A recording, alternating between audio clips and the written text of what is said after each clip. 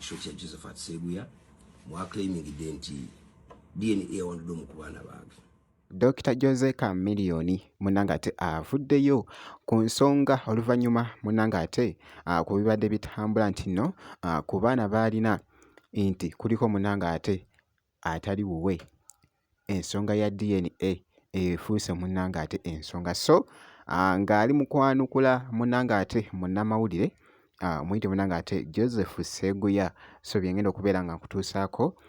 Palaso avuddeyo munanga ate ng'ali mu kutendereza Dr. Jose Chameleone atamumanyi munanga ate osaanye munanga ate owulire ku Palaso by'abadde agamba ku Dr. Jose Chameleone so nga ate maaso awo ne Gravity omutujju ngenda kubeera nga mbikulagakoko bannange omusajja alaze wali munanga ate amaanyi mu katambi bampita Geminati nsinzira ku Geminati Yugi wabula vidiyo gimpeere like kosaate n'okusubscribinga kasita obeera nga tonnaba. Ntandise munanga ate ne Dr. Jose Chameleone. Dr. Jose Chameleone avuddeyo ng'ali mu kwanukula munanga ate omukulu Joseph munanga ate Seguya yakoze statement n'agamba nti nno ku baana munanga ate Dr. Jose Chameleone baalina nti kuliko atali wuwe. Ensonga munanga ate ya DNA efuuse munanga ate ensonga naye bituufu oba si bituufu. Dr. Jose Chameleone avuddeyo n'agamba nti nno simanyi munanga ate omukulu Joseph Seguya gye yajje munanga ate information eyo era n'agamba nti nno si bituufu. Ayogedde amenye abaana be munanga ate Dr. Jose Chameleone omu ku omu abaana Dr. Jose Chameleone baalina aboogedde n'atubuulira n'abamu munanga ate gye bali. Badde ndi wano nenfuna message okuva omu ku bantu b'obuvunaanyizibwa mu ggwanga nga mpeereza screenshot ya Josephat Seguya mwaclaiming nti DNA wandudo mu kubaana bange. Ekintu ekyo kimazeeko plan, that's for sure, because simanyi bigambo gy'abijja, simanyi bigendererwa bye, siganye kale akola amawulire ge naye ate that is not news ku lwansonga famire z'abantu ziteeka mu bintu bitali mu mazima. Nakyo si kituufu.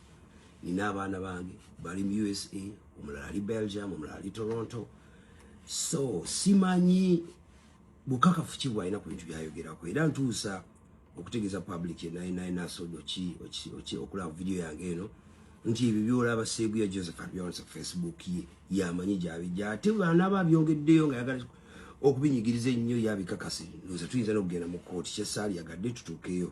So nina abaana bange Aida Mayanja, Aba Mayanja, Alpha Mayanja, Alba Mayanja, Ama Christian Mayanja, Zari Aman Mayanja, Ana Mayanja.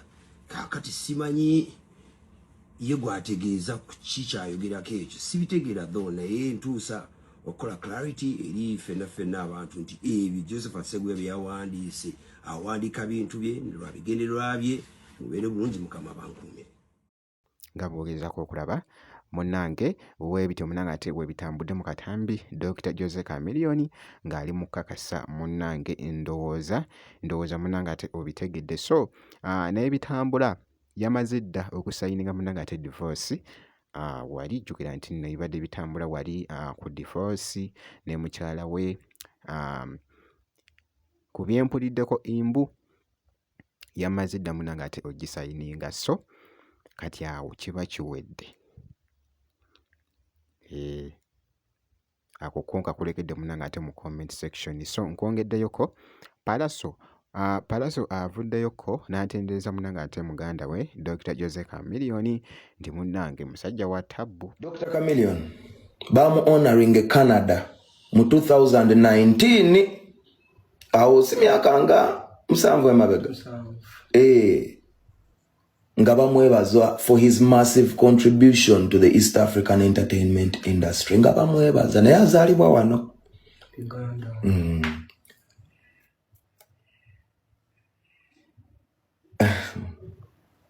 2006 yaliko mu Kisima Awards Kenya n'awangulawo awaadi 5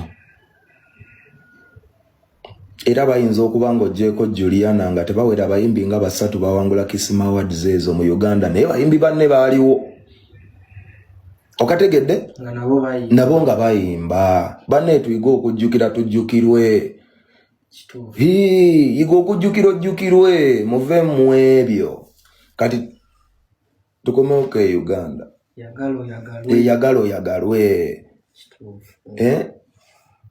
kale sijja genda eyo nnyo njagala just obagamba nti abamu nabagamba wozinira nazinirawo newootudde natuulawo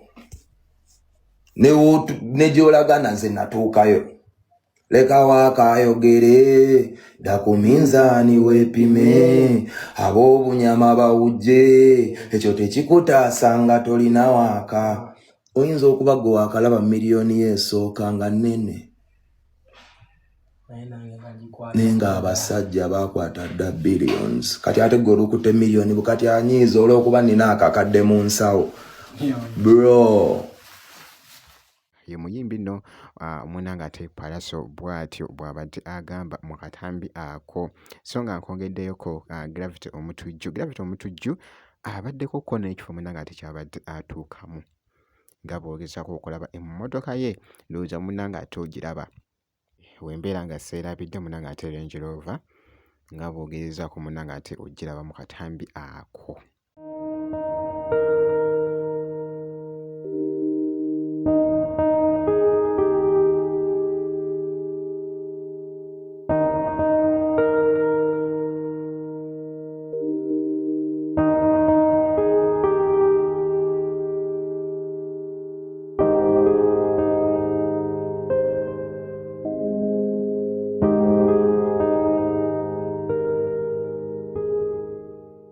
Ye Gravity omutujju nga bwe nkutegeeza munanga ate wali nti nno abaddeko ko munanga ate n'ekifo ky'abadde atuukamu wali munange Range Rover ye abadde agipaakiza munanga ate wabbali wabula n'asooka n'ateekayoko kano akatambi kabadde nga katambudde munanga ate ku mukutu ogwa TikTok so Gravity omutujju mpozi n'ebitambula yakamala munanga ate okuyirizinga